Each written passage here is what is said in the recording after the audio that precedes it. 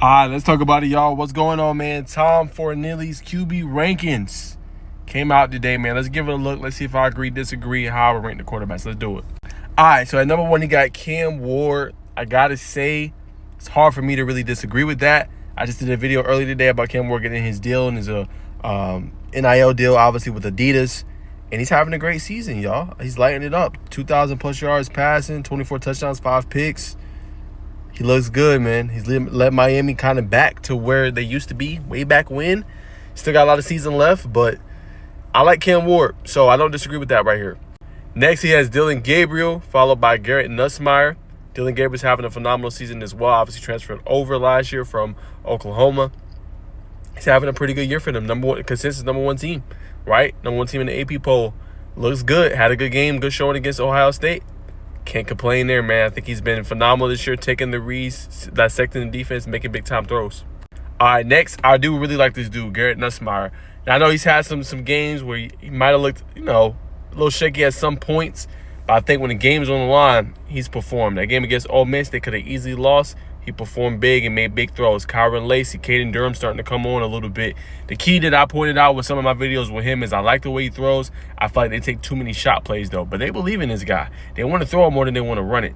But the key is letting him get hot early. I think if they allow him to do that, he could have easily over a 400-plus yard game and 4+ touchdowns.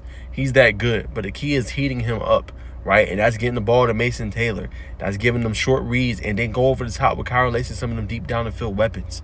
You know what I'm saying? But I do really like this kid, Garrett Nussmeier. So 1 through 3, I don't really got no complaints. I think he's spot on.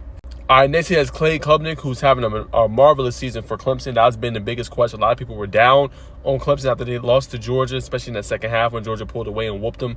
But Clay Klubnik has been doing his thing, lit up Virginia last week.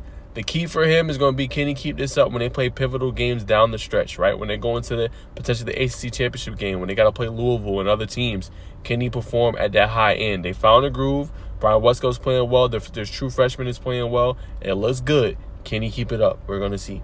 Now, Bryson Daly's having a good year for Army. They've been doing their thing this year. That top 25 ranked team, no complaints there. It's been a while since them and Navy have been ranked and been, top tier. They're doing their thing.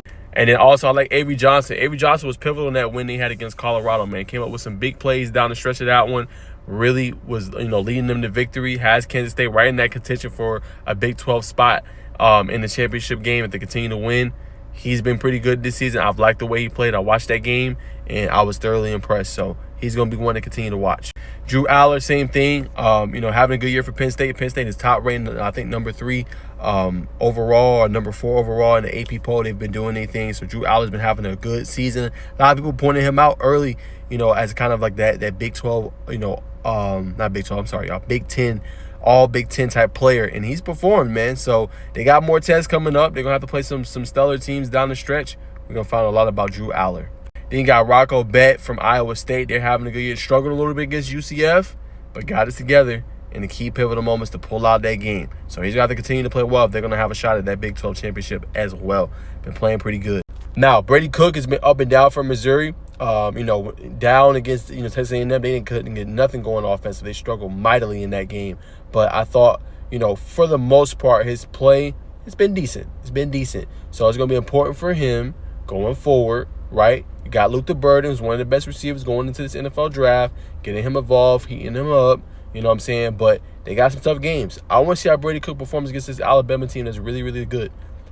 Far as their front. I like their front. Guys, see with the secondary because it's so young.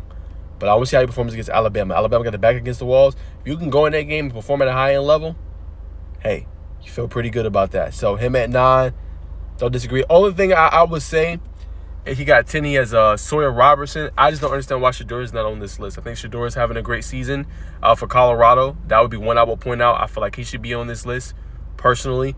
Carson Beck, I get it. Not performing well. Would not put him on this list either. Quinn Ewers struggling mightily. Would not put him on this list either. But Shedeur is the one I would say, like, without Travis last week, I know they played Arizona, yada, yada. They did pick up a victory, though. Shedeur is the one I would say on this that's not on this list that should be on this list, in my humble opinion. Other than that, I think he, for the most part, nailed it. I don't have really too many more. Eli Holstein could be another one on the outside, but they're still waiting to really be tested for real. A lot of people feel like they play the cakewalk schedule, but Eli Holstein, the true freshman, is having a phenomenal year as well. He's one to watch. And the Indiana quarterback, I know he's dealing with injuries and things like that, Rourke, but he's another one to watch going forward as well to see how he performs. They're going to have more big games coming up, so I did want to point them out as well. Some guys that I think should be, trending towards getting on this list and things like that. But that's my thoughts. Y'all comment below, man. What's your thoughts on CBS Sports QB Power Rankings?